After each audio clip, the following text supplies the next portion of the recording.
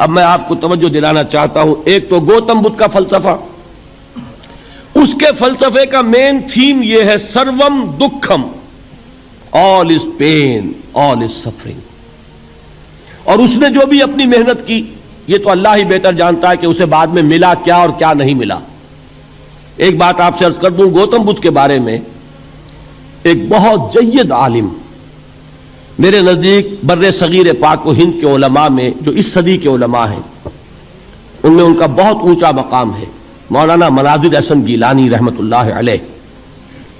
گیلان قصبہ ہے ایک بہار کا، وہاں کے رہنے والے تھے. ان کی زندگی زیادہ گزری حیدرآباد دکن میں، عثمانیہ یونیورسٹی میں استاد رہے. انہوں نے گوتم بدھ کے بارے میں یہ لکھا ہے کہ میرا یہ گمان ہے کہ وہ بھی اللہ کے نبی تھے، اور اس کی دلیل دی ہے. قرآن مجید میں ایک رسول کا ذکر آتا ہے ذوالکفل، اور یہ ذوالکفل وہ ہے جس کے بارے میں ہمیں کچھ پتہ نہیں. قرآن مجید میں بھی ایک جگہ ذکر آیا ہے. نمبر دو یہ کہ کسی حدیث میں اس کی کوئی ہمیں وضاحت نہیں ملتی، نہ حضور سے پوچھا گیا نہ حضور نے اس کی وضاحت فرمائی. اب یہ ذوالکفل ہے کون؟ تورات میں جو نبیوں کے نام آتے ہیں ان میں سے کسی نبی کا نام ذوالکفل کے آس پاس نہیں بنتا کہ یہ سمجھا جائے کہ یہ اس نام کی بگڑی ہوئی یا بدلی ہوئی شکل بن گئی ہے.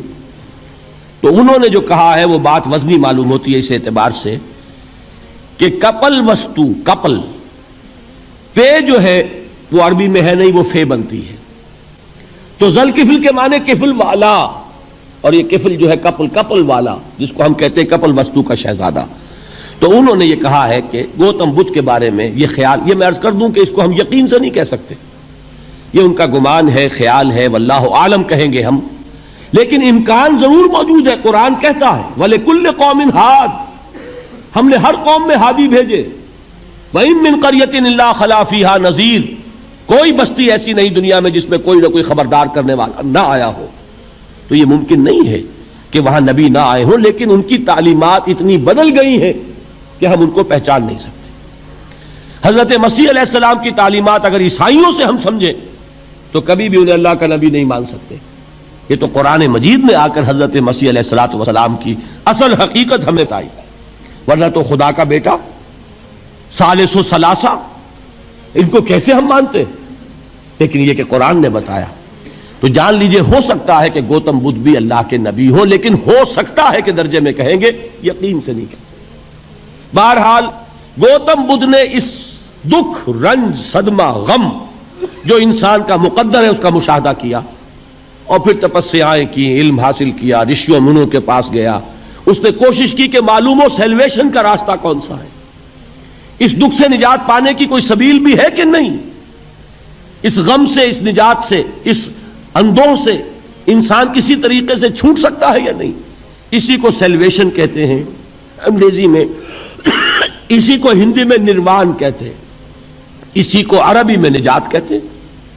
ان نجات معلقۃ بمجموع هذه الاشیاء. میں نے امام رازی رحمۃ اللہ علیہ کے الفاظ میں آپ کو وہ لفظ بتایا، نجات کی راہ. اچھا، جدید فلسفوں میں جن حضرات کو دلچسپی کی بات ہے انہی کے بارے میں یہ عرض کر رہا ہوں. جدید فلسفوں میں بھی ایک فلسفہ ہے وجودیت، ایگزسٹانشلزم.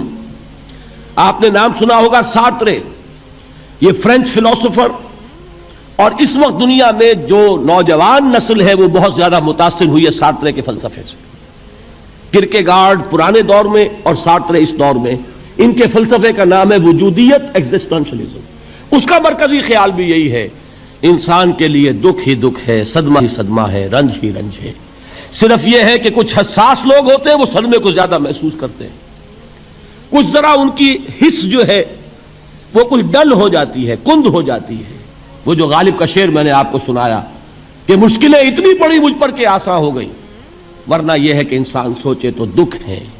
اب یہ دکھ جو ہے اس سے نجات کا کوئی راستہ بھی ہے کہ نہیں، یہ کوسچن مارک ہے، جس کا جواب ہے تیسری آیت میں اِلَّا الَّذِينَ آمَنُوا وَعَمِلُوا الصَّالِحَاتِ وَتَوَاصَوْا بِالْحَقِّ وَتَوَاصَوْا بِالصَّبْرِ. جو ایک نا امیدی کی کیفیت طاری ہوتی ہے، وَالْعَصْرِ إِنَّ الْإِنسَانَ لَفِي خُسْرٍ، زمانے کی قسم ہے تمام انسان برباد ہونے والے ہیں، تباہی میں ہیں، گھاٹے میں ہیں، ٹوٹے میں ہیں. اس سے جو ایک مایوس کن صورتحال سامنے آتی ہے، اس مایوسی سے نجات دلانے والی آیت ہے تیسری آیت۔ ایک راستہ ہے، یہ امید کی کرن ہے، تباہی سے بچ سکتے ہو، ابدی بربادی وہ بربادی۔ یہاں تو یہ ہے کہ ہم نے مشقتیں اٹھا لیں، فاقے جھیل لیے، تکلیفیں برداشت کر لیں، صدمے برداشت کر لیے، لیکن موت آئی، اس کا خاتمہ ہو گیا۔ لیکن اس کے بعد اگر خدا نہ خواستہ جہنم میں جھونک دیے گئے، وہ ابد الآباد تک کی، وہ ہمیشہ کی جلن۔ قرآن کہتا ہے کہ اگر ایک کھال جل جائے گی، جھلس جائے گی، اللہ اور کھال دے دے گا۔ دیکھیے یہ بھی جدید دور میں آپ کو معلوم ہوگا، بورس بکائی نے جو کتاب لکھی ہے، دی فرینچ سرجن، اس نے ثابت کیا ہے کہ قرآن مجید نے جتنے نیچرل فینومینا کا حوالہ دیا ہے وہ بالکل سائنس کے مطابق ہے۔ آج ہمیں یہ معلوم ہے کہ حس جو ہے وہ صرف کھال میں ہوتی ہے، کھال حساس ہوتی ہے، کھال اتر جائے نیچے جو ہے گوشت جلے گا، آپ کو تکلیف نہیں ہوگی۔ معلوم قرآن نے کہا ہے کہ جب کھالیں ان کی جھلس جائیں گی، ہم نئی کھال دے دیں گے تاکہ وہ سوزش جو ہے، وہ جلن کا احساس برقرار رہے، وہ ختم ہونے نہ پائے۔ حالانکہ اس کی ضرورت نہیں ہے، اگر اندر کا گوشت بھی حس والا ہوتا تو پھر کھال دوبارہ عطا کرنے کی ضرورت نہیں ہے، گوشت جلے گا، اس سے بھی جلن کا اور سوزش کا احساس ہو جائے گا۔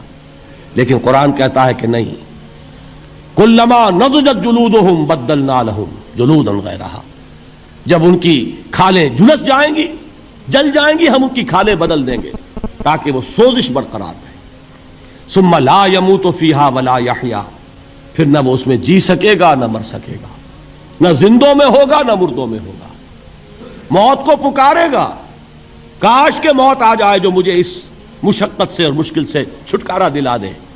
وہ موت جس سے اس وقت ہم بھاگتے ہیں، اگر خدا نہ خواستہ اس جہنم میں جھونکے گئے تو پھر موت کو پکاریں گے اور موت نہیں آئے گی۔ اس عذاب سے، اس ابدی ناکامی سے، اس خسران سے، اس ابدی ہلاکت سے بچنے کا کوئی راستہ ہے؟ وہ جو میدان حشر میں پکاریں گے لوگ، این المفر، کوئی جائے فرار ہے، کوئی جائے پناہ ہے؟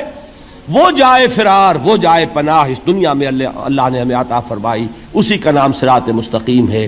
الا الذین آمنوا وعملوا الصالحات وتواصوا بالحق وتواصوا بالصبر، ایک راستہ ہے، اس کے یہ چار نشان ہائے راہ ہے، سنگ ہائے میل ہے۔ پہلا ایمان، دوسرا عمل صالح، تیسرا تواصی بالحق، چوتھا تواصی بالصبر۔ اس صراط مستقیم پر بچو گے، نروان حاصل ہو جائے گا، نجات حاصل ہو جائے گی، کامیابی سے ہمکنار ہو جاؤ گے، اس ابدی خسران سے نجات پا جاؤ گے